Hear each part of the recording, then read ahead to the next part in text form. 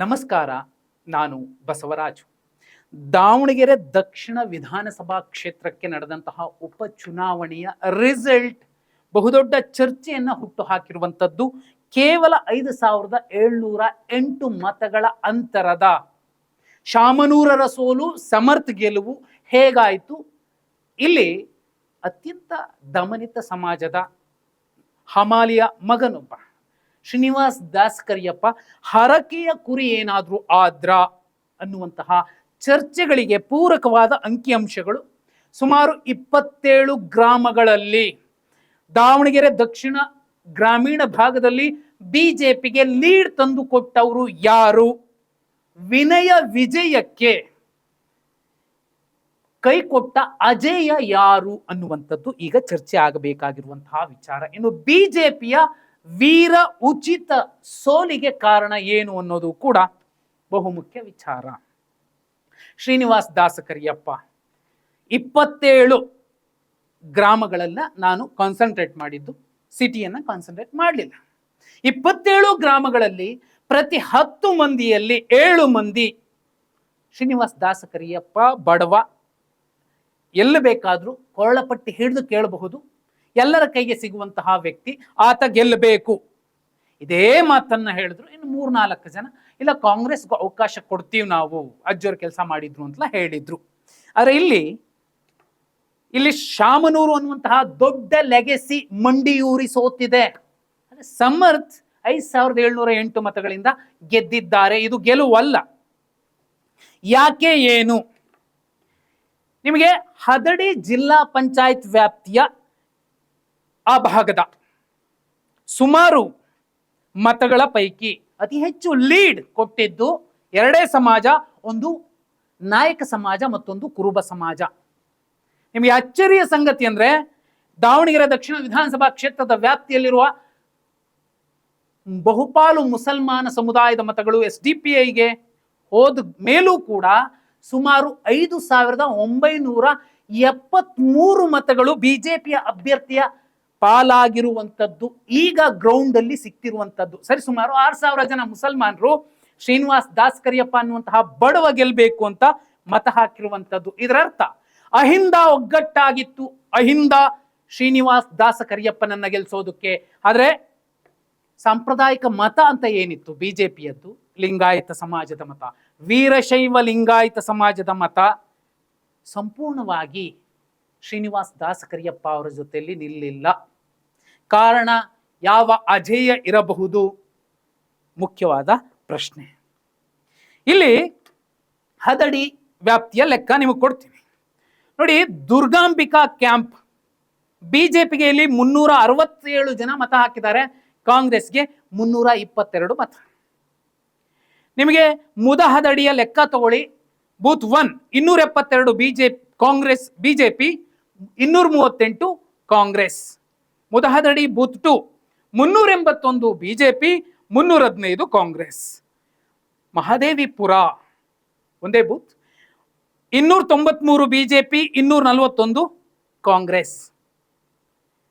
ನಿಮಗೆ ಇನ್ನೂ important, ಕನಗೊಂಡನಹಳ್ಳಿ 481 BJP 385 Congress. ಇಲ್ಲಿ ವಿನಯ್ ಪ್ರಭಾವ ಇತ್ತು ಅನ್ನೋದು ಸ್ಪಷ್ಟವಾಗಿ ಕಾಣಿಸುತ್ತೆ. ಇನ್ನೂ ಮುಖ್ಯ, ಹದಡಿ ನೋಡಿ. ಹದಡಿ ಬೂತ್ ನಂಬರ್ 1 528 ಬಿಜೆಪಿಗೆ ಬಿದ್ದಿದ್ರೆ 297 ಕಾಂಗ್ರೆಸ್ಗೆ. ಹದಡಿ 2 ಬೂತ್ ನಂಬರ್ 409 ಬಿಜೆಪಿ 303 ಕಾಂಗ್ರೆಸ್. ಹದಡಿ 5, ಹದಡಿ 7 ತಗೊಳ್ಳಿ. ಹದಡಿ 5 ಲೆಕ್ಕ ನೋಡಿ, 294 ಬಿಜೆಪಿ 188 ಕಾಂಗ್ರೆಸ್. ಕೈದಾಳೆ ಲೆಕ್ಕ ತಗೊಳ್ಳಿ ನೀವು, ಪಾರ್ಟ್ 2 ಅಂದ್ರೆ booth number 2 399 BJP 215 Congress. Kaidale booth 3 154 BJP 149 Congress. Kaidale camp ಲೆಕ್ಕ ತಗೊಳ್ಳಿ, 216 BJP 172 Congress. Giriyapura neck to neck 193 ಬಿಜೆಪಿಗೆ ಬಿದ್ದರೆ 194 ಕಾಂಗ್ರೆಸ್ಗೆ ಬಿದ್ದಿದೆ. ಕುಕ್ವಾಡದ ಒಂದು ಲೆಕ್ಕ ತಗೊಳ್ಳಿ, ಬೂತ್ 1. ಕುಕ್ವಾಡ ಹೇಳಿ ಕೇಳಿ ಕಾಂಗ್ರೆಸ್ಗೆ ಸಿಗಬೇಕಿತ್ತು. ಅಲ್ಲೂ ಬಿಜೆಪಿಗೆ ಮತ ಹಾಕಿದ್ದಾರೆ. 317 ಮಂದಿ ಬಿಜೆಪಿ, 250 ಕಾಂಗ್ರೆಸ್. ದಲಿತ ಸಮಾಜದ ಮತಗಳು ಕಟ್ಟು ಕದಲದೆ ಶ್ರೀನಿವಾಸ್ ದಾಸಕರಿಯಪ್ಪ ಅನ್ನುವಂತಹ ಅತ್ಯಂತ ಸಾಮಾನ್ಯ ಬಡವರ ಮನೆಯ ಮಗನನ್ನ ಗೆಲ್ಲಿಸುವ ಪ್ರಯತ್ನ ಮಾಡಿತ್ತು. Jarikatte 1 booth number 305 BJP, 261 Congress. Jarikatte 3 316 BJP, 266 Congress. Naganur ಲೆಕ್ಕ ತಗೊಳ್ಳಿ, booth number 1 326 BJP, 304 Congress. Naganur booth number 2 457 BJP, 396 Congress. ಅಂದ್ರೆ ಟೋಟಲ್ ಈ ಹದಡಿ ಜಿಲ್ಲಾ ಪಂಚಾಯತ್ ವ್ಯಾಪ್ತಿಯಲ್ಲಿ ಬಿಜೆಪಿಗೆ 15,251 ಮತಗಳು ಬಿದ್ದಿದ್ರೆ ಕಾಂಗ್ರೆಸ್ಗೆ 13,899 ಮತಗಳು, ಅಂದ್ರೆ 1,352 ಮತಗಳು ಬಿಜೆಪಿಗೆ ಲೀಡ್ ಸಿಕ್ಕಿದ್ವು. ಇದು ಅಹಿಂದ ಮತಗಳು, ಸ್ಪಷ್ಟವಾಗಿ ಅಹಿಂದ ಮತಗಳು ಶ್ರೀನಿವಾಸ್ ದಾಸಕರಿಯಪ್ಪ ಅವರ ಜೊತೆಯಲ್ಲಿದ್ವು. ಇಲ್ಲಿ ವಿನಯ್ ಪ್ರಭಾವ ವರ್ಕ್ ಆಗಿತ್ತು. ವಿಶೇಷ ಅಂದ್ರೆ ವಿಜೇಂದ್ರ ಅವರು ಇಲ್ಲಿ ಸಣ್ಣದೊಂದು ಸಮಸ್ಯೆ ಆಗದಂತೆ ನೋಡ್ಕೊಂಡಿದ್ರು ಬಿಜೆಪಿ ರಾಜ್ಯಾಧ್ಯಕ್ಷರು. ಬಣ ಜಗಳಗಳು ಎಲ್ಲವೂ ಇದ್ವು. ಎಲ್ಲವನ್ನ ಒಂದು ಹಂತಕ್ಕೆ ಸರಿದೂಗಿಸುವಂತಹ ಪ್ರಯತ್ನಗಳನ್ನ ಮಾಡಿದ್ರು. ಆದ್ರೆ 28ಕ್ಕೆ ನಾವೇ ಗೆಲ್ಲಬೇಕು, ನಮ್ಮವ್ರಿಗೆ ಟಿಕೆಟ್ ಕೊಡಬೇಕು ಅನ್ನೋ ಕಾರಣಕ್ಕೆ ಲಿಂಗಾಯತ ಸಮಾಜದ ನಾಯಕರುಗಳೇ ಶ್ರೀನಿವಾಸ್ ದಾಸಕರಿಯಪ್ಪ ಅವರಿಗೆ ಕೈ ಕೊಟ್ಟು ಅವರನ್ನ ಹರಕೆಯ ಕುರಿಯನ್ನಾಗಿ ಮಾಡಿದ್ರ ಅನ್ನುವಂತಹ ಚರ್ಚೆ ಏನ್ ನಡೀತಿದೆ ಅದು ಪಕ್ಕಾ ಆಗಿದೆ. ಸುಮಾರು ನೋಡಿ, ಅಹಿಂದ ಮತಗಳು 51% ಶ್ರೀನಿವಾಸ್ ದಾಸಕರಿಯಪ್ಪ ಅವರಿಗೆ ಸಿಕ್ಕಿವೆ. ಅದರಲ್ಲಿ ಕುರುಬ ಮತ್ತು ನಾಯಕ ಸಮಾಜದ ಮತಗಳು ಕಟ್ಟು ಕದಲದೆ ಶ್ರೀನಿವಾಸ್ ದಾಸಕರಿಯಪ್ಪ ಅವರಿಗೆ ಸಿಕ್ಕಿರುವಂಥದ್ದು. ಯಾಕಂದ್ರೆ ಇಲ್ಲಿ ಇನ್ನೊಂದು ಲೆಕ್ಕ ಇತ್ತು. ಇದು ಆ ಸಮಾಜ ಮತ ಹಾಕ್ಲಿಲ್ಲ, ಸಾಂಪ್ರದಾಯಿಕ ಮತಗಳು ಬಿಜೆಪಿಯವು, ಬಿಜೆಪಿಗೆ ಬೀಳಲಿಲ್ಲ ಅನ್ನೋದಕ್ಕೆ ಇನ್ನೊಂದು ಕಾರಣ ಇದೆ. ಇದೊಂದ್ಸಲ ಚಾನ್ಸ್ ಕೊಟ್ಬಿಡೋಣ, ಫಸ್ಟ್ ಟೈಮ್ ನಿಂತಿದ್ದಾನೆ, ಹೆಂಗಿದ್ರು 2 ವರ್ಷ, 28ಕ್ಕೆ ಮತ್ತೆ ಬಿಜೆಪಿನ ಗೆಲ್ಸೋಣ ಅನ್ನೋ ಲೆಕ್ಕಾಚಾರ ಇದ್ದರೂ ಇರಬಹುದು. ಇಲ್ಲಿ ಎಲ್ಲಕ್ಕಿಂತಲೂ ಮಿಗಿಲಾಗಿ 24,933 ಜೆನ್ಜಿ ಮತದಾರರು ಮತ ಹಾಕಿದ್ರು. ಈ ಪೈಕಿ 14,000 ಮತದಾರರು ಶ್ರೀನಿವಾಸ್ ದಾಸಕರಿಯಪ್ಪ ಅವರಿಗೆ, ಸುಮಾರು 9,000 ಚಿಲ್ಲರೆ ಮತಗಳು ಕಾಂಗ್ರೆಸ್ ಅಭ್ಯರ್ಥಿ ಸಮರ್ಥ್ ಶಾಮ್ನೂರ್ಗೆ, ಸುಮಾರು 1,500 ಇಂದ 2,000 ಮತಗಳು SDPIಗೆ ಬಿದ್ದಿವೆ, ಒಂದು 200 ಏನೋ ನೋಟಾ ಬಿದ್ದಿವೆ ಅನ್ನುವಂತಹ ಗ್ರೌಂಡ್ ಲೆಕ್ಕ ಸಿಕ್ಕಿರುವಂಥದ್ದು.